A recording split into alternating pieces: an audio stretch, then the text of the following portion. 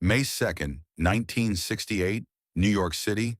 The Scene Club on West 46th Street was packed, smoky, electric with the kind of energy that only happened when the city's best musicians ended up in the same room after midnight. Steve Winwood sat at a battered upright piano in the corner, his fingers moving across the keys with the easy confidence of someone who'd been playing professionally since he was 14. At 19, he was already a veteran. Spencer Davis Group. Traffic. Gimme Some Lovin' had been a massive hit. He was being called one of the best young organists in rock music. Around him, other musicians jammed. Jack Cassidy from Jefferson Airplane was on bass. Larry Coryell, the jazz guitarist, was trading licks with someone Winwood didn't recognize. The room was full of people who were good, who knew they were good, who'd come to New York because this was where the best players ended up testing themselves against each other. It was close to 3 in the morning when Jimi Hendrix walked in. The room didn't stop, didn't pause, but something shifted. Jimmy moved through the crowd quietly, nodding to people, smiling that shy smile that seemed strange on someone who could make a guitar scream like a living thing. Behind him, maybe 20 people followed. Hangers-on, friends, musicians, people who'd been wherever Jimmy had been earlier that night. Winwood watched him approach. They'd met briefly before, backstage at some festival, but hadn't really talked. "You want to come to the studio?" Jimmy asked. His voice was soft, almost hard to hear over the music. "Now?" Winwood glanced at the clock behind the bar. "What time?" "Now," Jimmy said. Winwood looked at Cassady, who shrugged and started unplugging his bass. "What are we recording?" "Blues thing. Muddy Waters feel. Come on." Nobody in that room said no to Jimi Hendrix. 20 minutes later, Winwood was in a cab heading downtown to the record plant studios. The sun was rising when they arrived.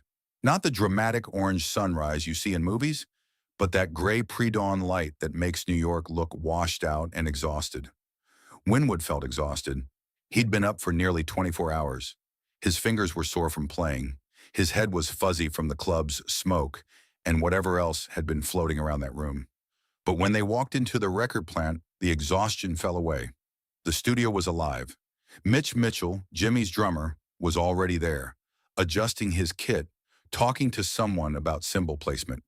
The 20 people from the club had followed them in, and now they filled the studio's control room and observation area. Engineer Eddie Kramer was moving around with purpose, positioning microphones, checking connections, his movements precise despite the early hour. Winwood stood in the doorway of the live room, taking it in. Traffic rehearsed. They arranged. They planned their recordings down to the minute. This felt like organized chaos. "Hammond's over there," Jimmy said, pointing to a B3 organ in the corner. "You good with that?" "Yeah, of course." Winwood walked over, sat down on the bench, tested the keys. The organ was perfectly tuned, well maintained. Whoever used the studio took care of their instruments. Jack Cassidy came in, carrying his bass. Larry Coryell followed but stayed near the door, watching, not sure if he was supposed to play or observe. Jimmy plugged in his Stratocaster, turned some knobs on a Fender Bassman amp. He tuned down a whole tone, the strings loosening, the pitch dropping into something darker than standard tuning. Winwood watched his hands. Jimmy's fingers moved with absolute certainty. No wasted motion, every adjustment exactly what it needed to be. "What's the arrangement?" Winwood asked. In Traffic, they'd work out parts beforehand. Who played what when? Where the breaks were? How many bars for each section? Jimmy looked up from his guitar. "No arrangement. Chord progression? Just blues, Muddy Waters vibe. Any charts?" Jimmy smiled slightly. "No chord sheets, no nothing, just play." Winwood felt something tighten in his chest. He was good at reading charts, good at working out arrangements, good at knowing what was coming next. This was none of that. In Traffic, there was always a map, a structure, a safety net. This felt like being asked to walk a tightrope with no pole, no net, nothing but trust that your body would know what to do, even if your mind didn't. He thought about refusing, making an excuse, saying he was too tired, too unfocused, that maybe they should schedule a proper session with proper preparation. But something stopped him. Maybe it was the way Jimmy stood there, completely relaxed, as if this was the most natural thing in the world. Or maybe it was the way the other musicians were settling in, tuning, adjusting, not questioning the process. Winwood had spent years learning to be professional, to be prepared, to be good. Maybe it was time to find out if he could be something else. "Eddie, we rolling?" Jimmy called out. Through the control room glass, Eddie Kramer gave a thumbs up. The red recording light came on. Jimmy started playing. The first notes were hammer-ons, percussive, rhythmic. Similar to Albert Collins' intro to Collins' Shuffle, but darker, heavier. The Bassman amp gave it a warm, saturated tone that filled the room like something physical. Mitch Mitchell found the rhythm immediately, his drumming fluid and reactive, following Jimmy but also pushing him, creating space and filling it simultaneously. Jack Cassidy's bass came in, solid and pulsing, holding down the foundation while Jimmy and Mitch explored above it. Winwood listened. His hands rested on the organ keys, but he didn't play yet. He was trying to find the space, the place where he belonged in this sound. Jimmy looked over at him, nodded slightly. Winwood began to play. He started with what he knew, traffic-style organ, that British rock sound that had made him successful.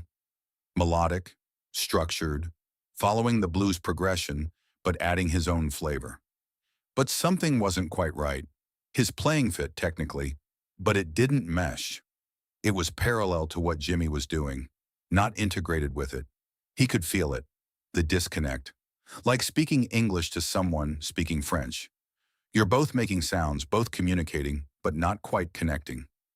His fingers felt clumsy, hesitant. The confidence that usually carried him through sessions was nowhere to be found. This was worse than playing badly. This was playing correctly and having it be wrong. Jimmy kept playing, didn't stop, but he spoke while he played. "Higher, go higher." Winwood shifted up an octave. The organ's tone changed, got brighter, more cutting. "Modal," Jimmy said. His eyes were closed now, his head moving slightly with the rhythm. "Think modal." Modal. Not just blues changes, not the standard I-4-5 progression. Something more open, more fluid. Winwood adjusted. His fingers found different voicings, different approaches. He started playing what Eddie Kramer would later describe as a very English, hornpipe-like dance that was very traffic-like.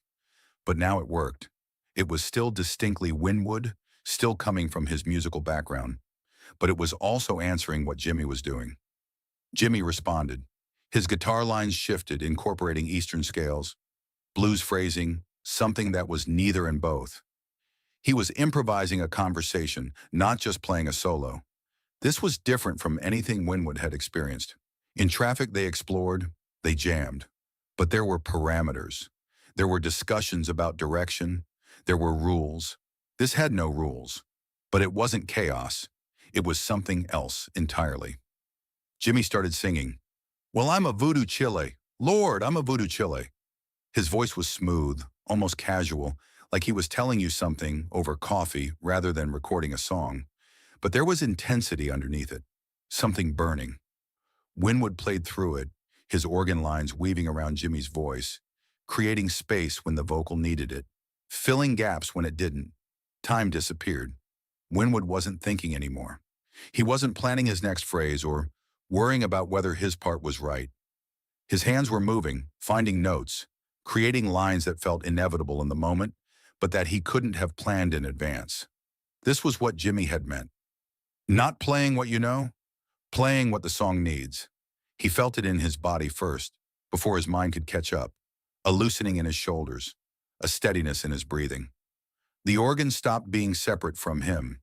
It became an extension of his nervous system. Every key was exactly where his fingers needed it to be. Every sound was exactly what the moment called for. He'd been chasing this feeling his whole life without knowing it. Those rare moments in performance when everything aligned. When the audience disappeared, the stage disappeared, even the other musicians disappeared, and there was only the music flowing through you like you were a channel, not a source. But this was different, deeper. The other musicians weren't gone.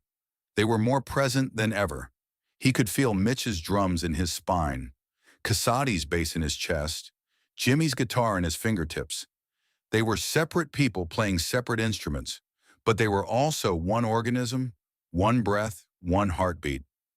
The 20 people watching from the control room and observation area were completely silent. Nobody was drinking, nobody was talking, nobody was moving. They were witnessing something. 15 minutes passed. 15 minutes of continuous playing. No breaks, no stops. Jimi singing and playing simultaneously, his voice and guitar inseparable. Mitch responding to every shift, every change. Casati holding the center. Winwood discovering sounds he didn't know the organ could make. Then Jimi signaled the end. His guitar line resolved, descended, found a landing place. Mitch and Casati followed him down. Winwood's hands lifted from the keys. Silence. Not the empty silence of a room with nothing in it, but the heavy silence that follows something significant. The kind of silence where you're not sure if you're supposed to breathe. Through the control room glass, Eddie Kramer was motionless, his hand still on a fader, staring at the tape machine. Jimi unplugged his guitar, set it on a stand, walked into the control room. Winwood sat at the organ, his hands trembling slightly. His shirt was soaked with sweat. His heart was pounding like he'd been running. What just happened? He'd played hundreds of sessions, recorded dozens of songs. He was professional, experienced, competent, but he'd never played like that. Never felt that completely present in the music, that lost in the moment. Eddie Kramer played back the tape. Everyone in the studio listened to 15 minutes of music that sounded impossible.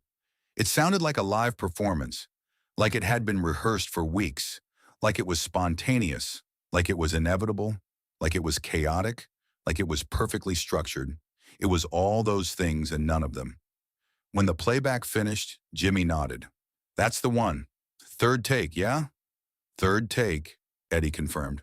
Second one, the string broke. Winwood had forgotten about the first two takes. They'd blurred together. Only this one mattered. Jimi came back into the live room, looked at Winwood. Thanks, man, that was perfect. Winwood opened his mouth, closed it, tried again. I've never played like that before. Jimi smiled. Not his shy smile, a different one. Knowing. You played what the song needed, not what you knew. Winwood nodded slowly. He understood the words, but he was still processing what they meant. Your organ part, Jimi continued. That English thing you do, that's what made it work. If you'd tried to play American blues organ, it would have been wrong. You brought yourself. That's all anyone can do. He said it simply, like it was obvious, like it was the most natural thing in the world. But to Winwood, it felt like a revelation. He left the record plant around 9 in the morning. The sun was fully up now, New York awake and loud and indifferent. He walked for a while, not heading anywhere particular, just moving. Traffic planned everything. Every part was discussed, arranged, practiced. They prided themselves on their musicianship, their ability to execute complex ideas. And they were good. They made good music, successful music. But Jimi had just shown him something else. Not better or worse, different. Jimi planned nothing in the moment, but he'd planned everything before the moment. He'd chosen the musicians, he'd chosen the time, he'd created the environment.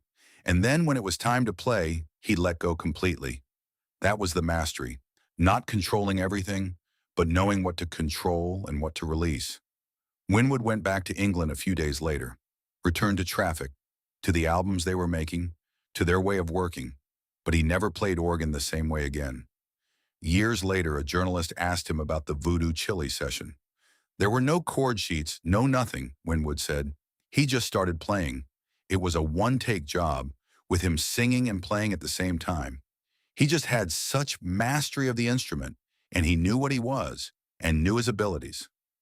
The journalist asked if it was really spontaneous, if Jimi hadn't planned any of it. Winwood thought about that morning, the way Jimi had known exactly who to invite, the way Eddie Kramer had been ready, had positioned the microphones perfectly, the way the whole thing had felt both chaotic and inevitable. He knew what he was doing, Winwood said. He always knew. Eddie Kramer, years after Jimi's death, told a different story. The idea that these jam sessions were informal is something I completely disagree with, he said in an interview. Jimi plotted and planned out nearly all of them. He'd reasoned that if he had his songs together, if he really wanted to pull out what he heard in his head, he needed the right people. And that's what he did. Voodoo Chile became the longest studio recording Jimi Hendrix ever made. 15 minutes. One take that worked, captured live, with four musicians who'd never played the song before. It appeared on Electric Ladyland, Jimmy's third and final studio album with the experience. Critics and musicians still study it decades later. The way the instruments interact, the way the arrangement builds and releases, the way it sounds completely spontaneous and completely intentional simultaneously. Steve Winwood's organ is essential to it. That English, hornpipe-like dance, as Eddie Kramer called it. If Winwood had tried to play like an American blues organist, it wouldn't have worked. The tension between his British rock sensibility and Jimmy's psychedelic blues created something neither could have made alone. Winwood went on to have a long, successful career. Traffic, Blind Faith, solo albums, hits that spanned decades. He became one of the most respected musicians of his generation. But that morning in May 1968, at the Record Plant Studios at 7:30 in the morning, exhausted and uncertain, sitting at a Hammond B3 organ while Jimi Hendrix played guitar and said, "No chord sheets, just play." That morning changed how he understood music. Mastery isn't about knowing everything. It's about hearing everything. And sometimes the most important thing you can do is stop thinking about what you know and start listening to what the song needs.